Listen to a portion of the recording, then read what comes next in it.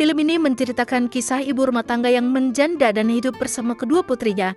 Terlebih lagi wanita itu juga menjadi bahan obrolan orang-orang sekitar gara-gara tingkahnya yang suka main serong dengan pria-pria yang dikenalnya. Bahkan ketika ada pemuda yang ingin bekerja di toko rotinya, dia juga tidak tahan untuk menganunya. Film dengan judul I, Buyur Kem Uyuyamam yang dirilis pada tahun 2011 yang lalu akan menceritakan kisah mereka. Film ini tuh bergenre komedi romantis dan alurnya memang agak sedikit membingungkan. Tidak aku persikat dan permudah untuk kalian. Di sebuah pinggiran kota Turki hiduplah sebuah keluarga kecil yang dikepalai seorang wanita bernama Melek, menjanda dan tinggal bersama kedua anak perempuannya, Leila dan Hulya. Selain itu mereka juga punya toko roti. Tidak sedikit orang-orang bahkan tetangga kiri kanannya yang membicarakan mereka, khususnya Melek. Diketahui kalau Melek ini suka memainkan perasaan pria, bahkan sering ngajak nganu. Hal itu membuat banyak orang-orang di sekitarnya menjadi risih dan tidak tenang. Apalagi semenjak ditinggal lakinya, Melek menjadi lebih ganas. Udah gitu ternyata suaminya pernah punya utang dengan salah satu pria. Jika tidak dilunasi, pria itu akan mengambil dan menyita toko rotinya. Meski Melek dan kedua anaknya tidak disukai kalangan tetangganya, namun banyak juga yang masih sayang dan suka dengan mereka. Suatu hari mantan suaminya kembali ke hadapan Melek dan anak-anaknya. Dia ingin minta maaf, namun sayangnya Melek tidak sudi dan meminta mantannya itu untuk segera pergi dari sana. Di sisi lain ada pria bernama Mbart, datang dari perantauan untuk berlibur dan sekaligus mencari pekerjaan yang lebih santai. Di sana dia tinggal sementara dengan tantenya. Dia punya teman laki-laki yang masih muda, bahkan belum pernah begituan. Hingga pada akhirnya Mbart memintanya untuk main ke rumah tantenya lalu diajak begituan. Ya, akhirnya menang banyak pemuda itu.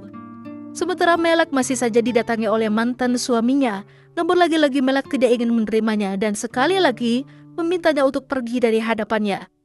Karena mereka sudah muak dengan mukanya. Pesona Melek memang masih tiada duanya. Parasnya membuat orang-orang yang lewat tak bisa memalingkan pandangan dari Melek. Namun tetangga kiri kanannya tahu kalau Melek itu adalah ular yang berbisa. Melek kembali ditangani oleh pria yang ingin menagih hutang. Dia memberikan kartu namanya jika Melek suatu waktu menghubunginya. Atau siapa tahu Melek berubah pikiran dan ingin diajak nganu dengannya. Lalu, suatu malam, rumah Melek dilempari botol kaca oleh seorang pemuda yang naksir dengan salah satu anaknya. Begitu kedua anaknya pergi, pemuda itu menyergap Melek dari belakang dan memaksanya untuk begituan. Beruntungnya, Melek masih bisa mempertahankan diri. Ketika dia kembali ke toko, dia melihat kaca tokonya dicoret-coret dengan tulisan dan perkataan yang kotor. Lalu tak lama, Mert datang dan melihat Melek membutuhkan karyawan untuk tokonya. Tapi, Melek malah terkesima melihat Mert. Bahkan dia terlihat panik dan salah tingkah. Pada akhirnya, Mert dipekerjakan di toko rotinya Melek. Mert menjadi daya tarik bagi toko roti mereka. Namun masalahnya bukan hanya untuk pelanggan, namun juga dengan Melek. Dia membayangkan bisa adu mekanik dengan Mert, meski hanya sebatas mimpi. Tapi nyatanya Mert tampaknya tidak begitu tertarik dengan Melek. Suatu malam Melek terbangun mendengar suara aneh di kamar Leila. Begitu diintip ternyata Mert sedang adu mekanik di sana.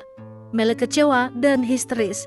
Tidak hanya itu, Mert juga kepincut dengan Hulya. Namun Hulya masih jual mahal dan susah untuk didekati. Sampai pada akhirnya, Mert jujur pada Melek kalau dia mencintai Hulya dan ingin menikahinya. Melek terkejut dan makin sedih. Kenapa jadi kacau begini? Leila yang mendengar itu dari ibunya lantas juga ikutan sedih. Bisa-bisanya beralih padahal sudah dikasih jatah.